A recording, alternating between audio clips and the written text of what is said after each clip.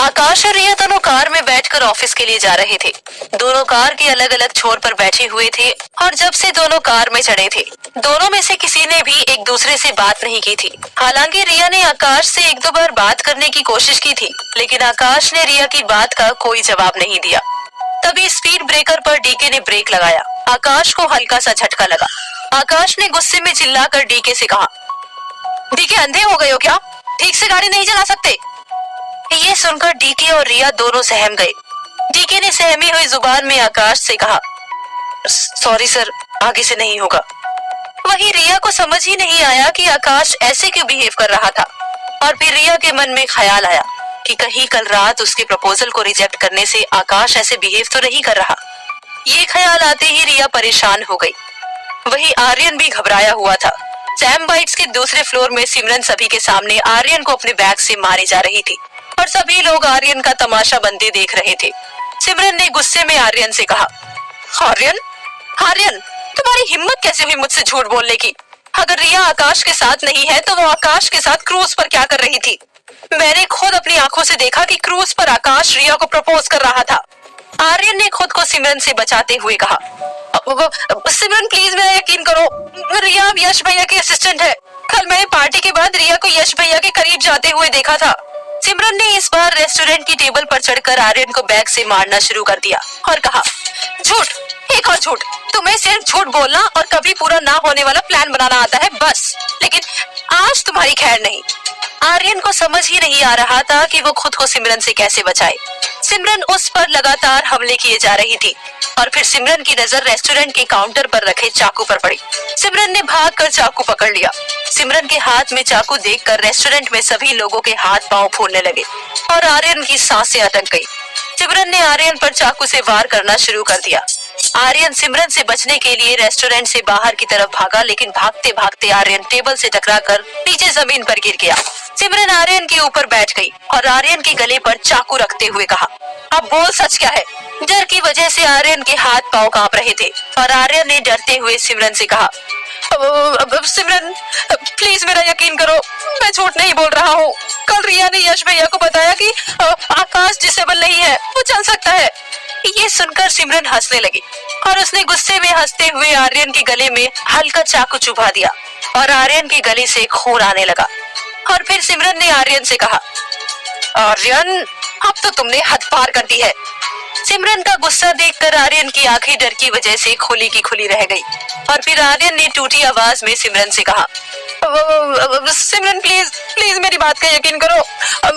तुम खुद ही सोचो, अगर रिया आकाश के साथ होती तो वो यश भैया को आकाश की डिसेबिलिटी का झूठ क्यों बताती? हाँ, ये सुनकर सिमरन ने चाकू की पकड़ थोड़ी ढीली कर दी और फिर एक पल सोचने के बाद सिमरन ने दोबारा आर्यन के गले पर चाकू रखते हुए कहा, अगर इस बार ये बात झूठी निकली तो आर्यन तुम समझ लेना कि मैं क्या कर सकती हूँ। ये सुनकर आर्यन ने राहत की सांस ली कि उसकी जान बच गई। सैम बाइट से सिमरन सीधे ग्लैम कॉस्मेटिक के ऑफिस आ गई।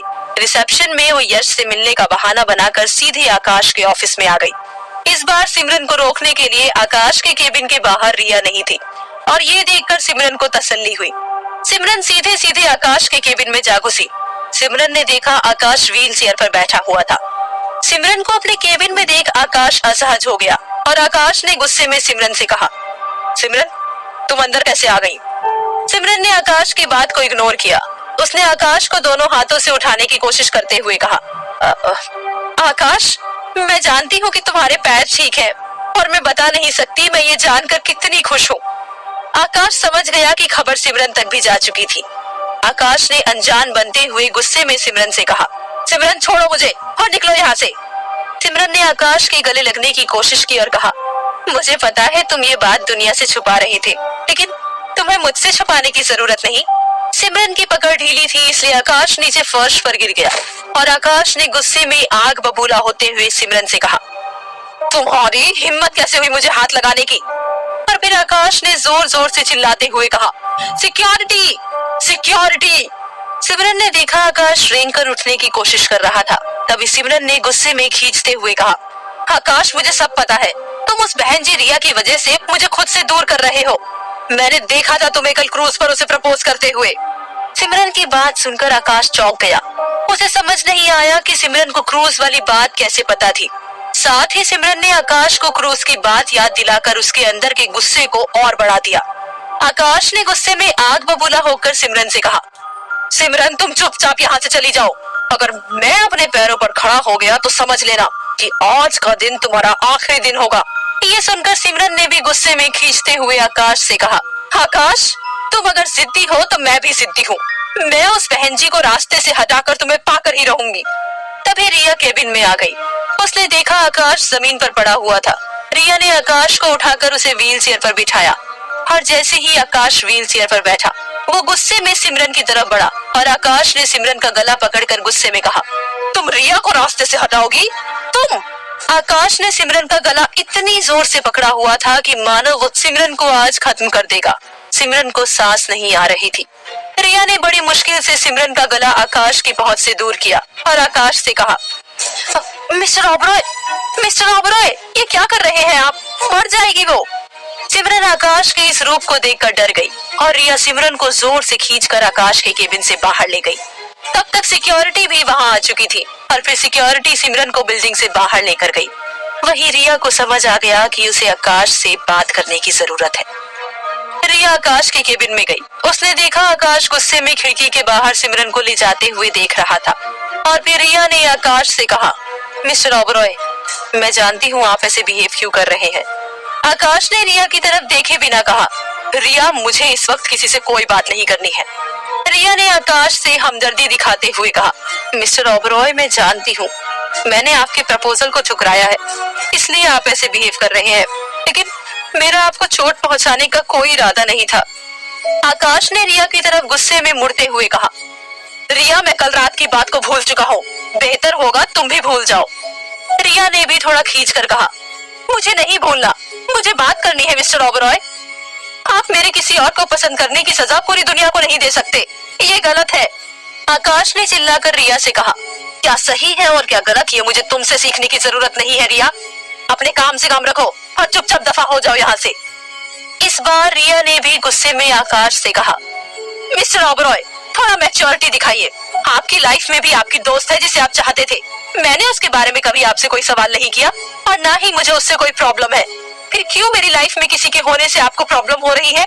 इस बात पर आकाश एक पल के लिए चुप हो गया। आकाश जानता था रिया उसे सच्चाई बता रही थी, लेकिन आकाश कमजोर नहीं दिखना चाहता था। आकाश अपनी व्हीलचेयर लेकर रिया की तरफ गया और उसने रिया को अपने केबिन से धक्का देते हुए कहा, तुम्हें क्या लगता है तुम्हारी वजह से मुझे प्रॉब्लम हो रही है? इतनी गलतफहमी में मत जियो। आकाश ओबरॉय नाम है मेरा। तुम जैसी मेरी लाइफ में कितनी आई और कितनी गई। निकल जाओ मेरे ऑफिस से। हाँ। आकाश के धक्का देने से रिया बाहर अपने केबिन के पास गिरी और उसके गिरते ही आकाश ने दरवाजा बंद कर दिया। आकाश ने भले ही कठोर बनने की कोशिश की थी, लेकिन आकाश जानता था ऐसा कहने में उसे कितनी तकलीफ हुई थी। वहीं रिया आकाश के इस बिहेवियर से हैरान थी।